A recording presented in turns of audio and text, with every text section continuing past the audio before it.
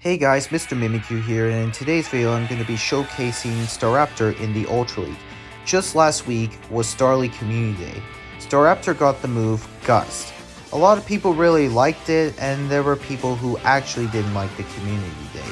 I myself rated it a 6 out of 10, mainly because it was lacking a flying type charge move. Like, giving it Gust was very nice, it would help Staraptor have some more positive matchups against like most of the meta that it faces in Great League, Ultra League, or even Master League for that matter. And I ran like a variety amount of Pokemon like Venusaur, Walrein, Machamp, Surfetch, Escavalier, and even Trevenant for that matter. And I went 8 and 7, and I'm going to showcase the battles I think were the best and include a bonus battle at the end. But enough chit chat, let's just get on to the battles. Moving on to the first match, we got a Swampert lead, and basically it's very good for Trevenant though. We just have to watch for the swap. They try to catch a Seed Bomb into Dragon Breath Charizard, and I decided to throw the Shadow Ball right away, and they shield it.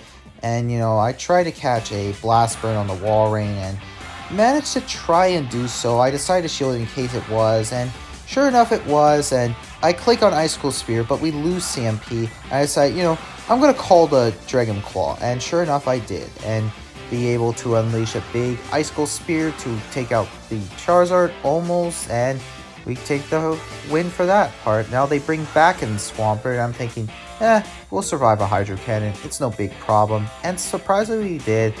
Let's do big damage and go for Earthquake, chunk that Swampert's health, and then fire the Icicle Spear. It's all fun and games and stuff. They shield it, we bring in Trevenant, and we can tank a Sludge Wave, no problem. But it ends up becoming Earthquake, and their last Pokemon just so happens to be Machamp. Now I'll say this, I'm surprised that in this battle, Staraptor wasn't even showcased at all. That is amazing though, how Trevi Wally is good. Moving on to the next match, we got a Walrein lead. Now, the problem is that my Trevenant is not XL, because if my Trevenant was XL, then I would definitely tank 2 Icicle Spears at most, and then be able to throw 3 Seed Bombs after building up extra energy. But as for the case, it isn't, because with XL you can survive the Icicle Spear and unleash a second Seed Bomb when they shield it, but then I decided to bring in my own Swampert. They bring in Machamp, and come to think of it, I decided to shield just in case. I know it's silly, I know, yeah, we got Hard Counter on the front, Hard Counter in the middle, and let's just hope we don't get Hard Counter in the back. They shielded the Icicle Spear, I throw the Earthquake, and managed to take down the Machamp, but of course their Walrein was stacked on energy. And I had to throw right away, mainly because if I had thrown there, then I wouldn't have got off the second Earthquake, and sure enough they got off their Earthquake. So now that Trevenant is almost dead, and basically Staraptor is pretty much useless at this point because I made a misplay, and quite honestly I tried to sack but failed to do so, and basically I go for Brave Bird. I know I could have gone for Great, but I didn't want them hitting me with Poison Fang and then I die to the Power Stone. Now for the next match we got Nidoqueen. Now Nidoqueen, it's pretty much neutral at this point. We're doing neutral damage here, and you do have to be wary of Poison Fang and how it debuffs you every time. And coincidentally their Nidoqueen is XL. It's just kind of annoying sometimes because usually when you see Nidoqueen in the Ultra League, XL is preferred because of that bulk.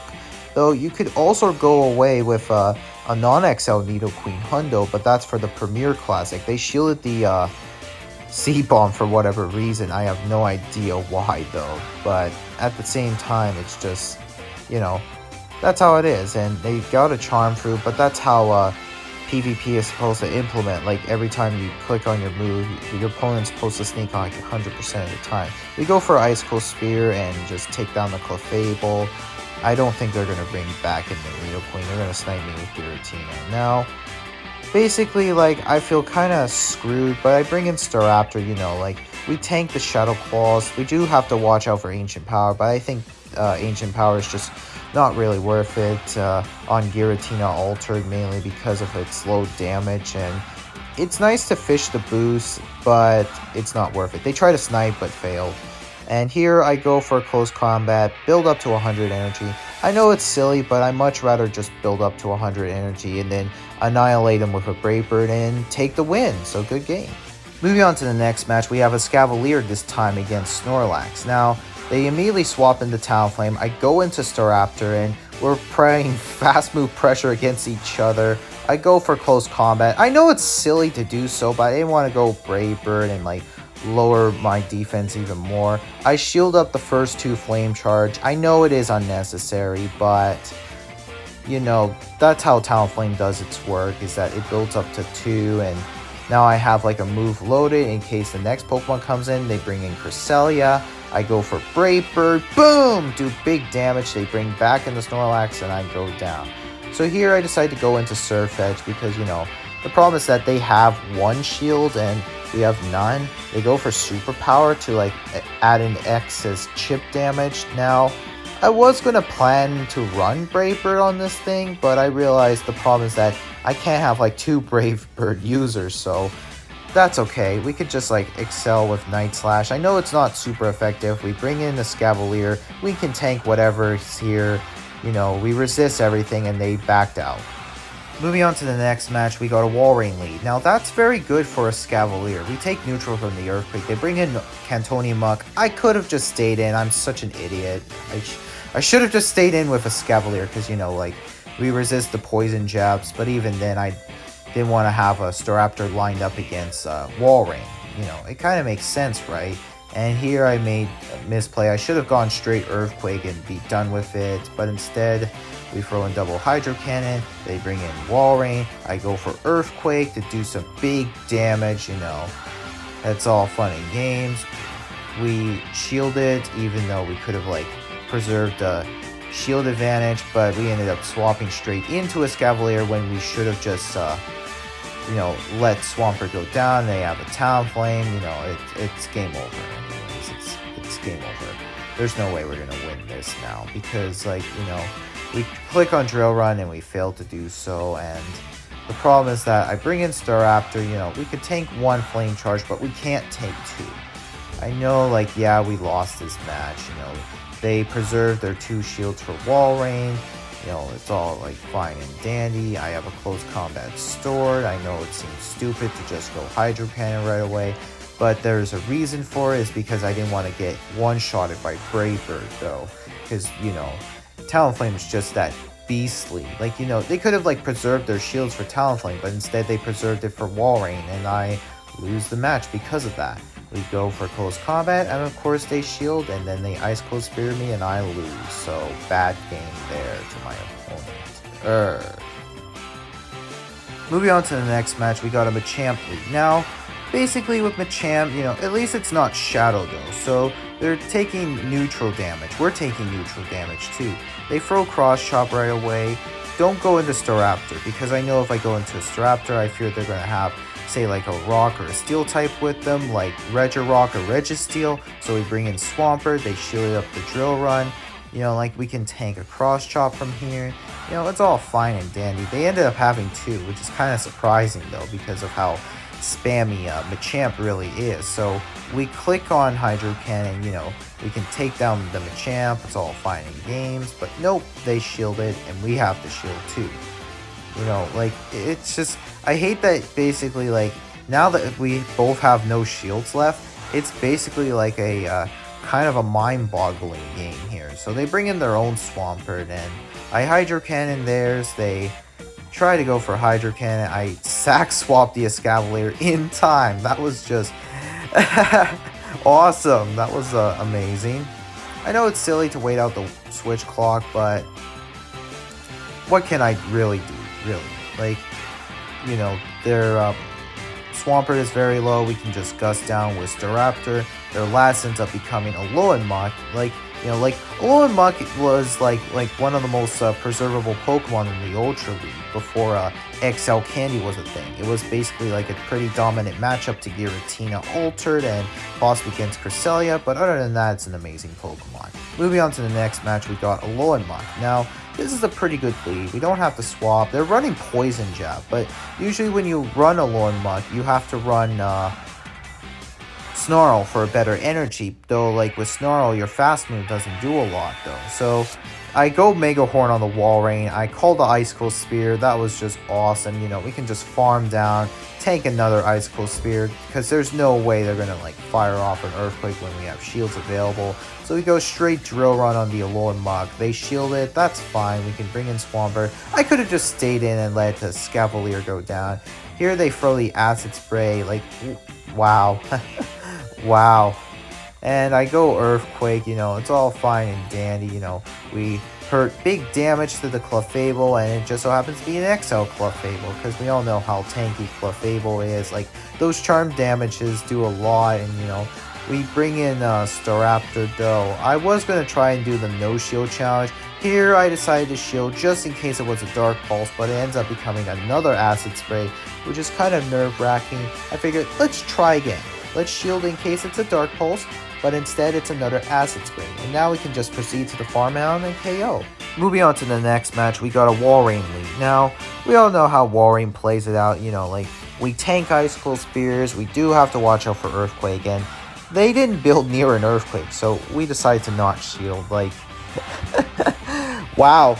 You would basically fire off the move, but instead you decide to fire off early, and they're doing it again. So, you know, we're going to tank these Icicle Spears. You know, Icicle Spears resisted, it's all fun and games. We won lead, so they bring in Toxicroak. We go for the Drill Run, and it's pretty much the driver's seat of the match. You know, like, we bring in Staraptor.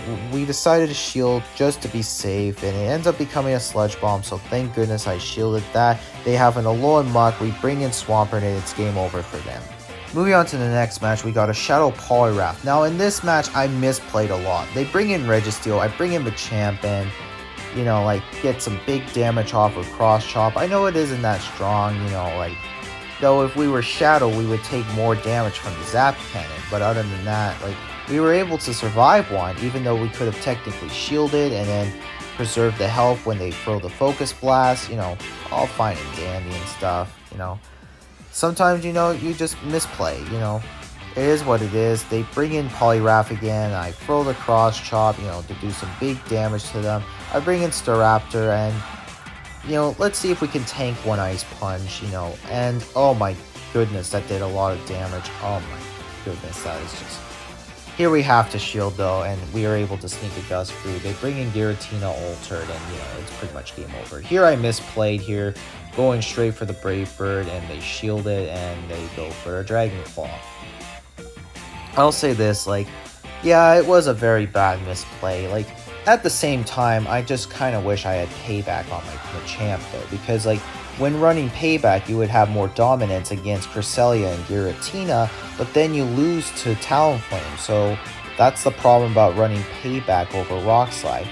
And here I made another crucial mistake by clicking on the Sludge Bomb. As you see here, I meant to click Frenzy Plant, because, like, Frenzy Plant is stronger than Sludge Bomb, but instead I ended up playing like an idiot, and then I throw the Rock Slide, and they knew they were going to shield this, and it was CMP, but yeah, big misplays, you know, you can't win them all, and that's okay, like, you know, we've had misplays here and there, and I lose, so good game to my opponent. Moving on to the next match, we got a Deoxys Defense lead. Now, don't we all hate the fact that we all have to deal with, like, XL Pokemon in the Ultra League? Like, there's so many that you can use, like Deoxys Defense, Registeel, Umbreon, Talonflame, Galarian Stunfisk, Poliwrath, Toxicroak, Nidoqueen, and possibly even Obstagoon. Like, you know, like, you could use an Obstagoon with XL Candy, but the thing is, like, what's the point of, like, powering up two? One with XL and one without XL. They bring in Mandibuzz after we shielded the first Psycho Boost and not shielded the other two, since, you know, it was debuff, and they throw right away, you know, like, Venusaur has done its job, we don't need it anymore, so we bring in Walrein, they bring in Tapu Fini, and here I bring in Staraptor, and, you know, the problem is that they have two shields and we only have one, so we called a Surf, and it was a very nice idea to call the Surf. Here I throw right away for the Brave Bird, and I know it was kind of risky, but what can you really do? So we bring in Walrein, it's our last Pokemon, they still have two left, and Here I shielded hoping it's a Surf, but ends up becoming Moonblast, so good shield from my part.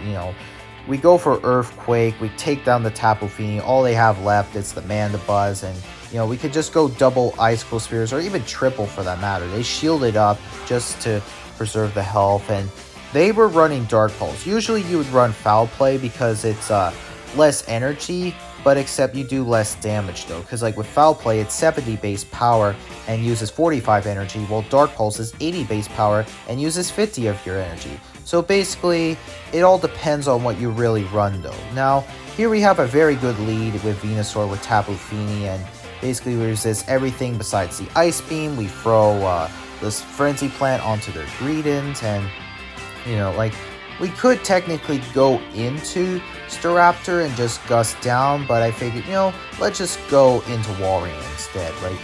Surprisingly, their Greedent was running only one move. I was utter confused why they would have just Crunch there, because usually you would see Body Slam and Crunch though, because that's all Greedent can have really for charge move wise, because in the main series, Greedent was never really something you really wanted though, because its stats were amazing in the HP, but other than that, it was just not worthwhile though. We can just let Walrein go down and, bring in Venusaur, but instead, let's go into Staraptor, and they bring in Gengar. We do have to watch out for Sludge Bomb though, and here I decided to shield. I know we were going to do the no shield challenge, but I decided to stay safe in case it was the Sludge Bomb. But here we can just proceed to the farm down with Staraptor, and then swap into Venusaur, and that is pretty much good game. They can't do anything about it, and we take the win. So in summary, is Staraptor really worthwhile the investment for PvP? No, probably not. It is good as a closer, but the main problem is that it is so fragile. Sure, it is flexible, it's just the problem is that it is very glassy. In the main series, Staraptor has a lot of play, in competitive. It's one of the most best Pokemon to use in the OU tier on Smogon. But here in Pokemon Go, it's not worth it. It's just so frail. If you're gonna ask me, is it worth it for say in certain restricted metas? Probably not. In the Great League, it loses to a lot. In the Ultra League, it loses to a lot. And in the Master League, it loses to every single Pokemon that is in the Master League meta, except for Giratina Origin, if it doesn't have Dragon Pulse. Because when you run Giratina Origin, you run Shadow Claw, Ominous Wind, and Shadow Ball, in which Staraptor double resists everything besides the Dragon Pulse. But even then, why would you run Dragon Pulse on Giratina Origin? There are far better Pokemon that you can run Dragon-type moves that isn't Giratina Origin. But other than that, Staraptor is just not worthwhile though. It may be good as a closer, but as a Pokemon in general, as an overall pick in PvP, it's just not worth it.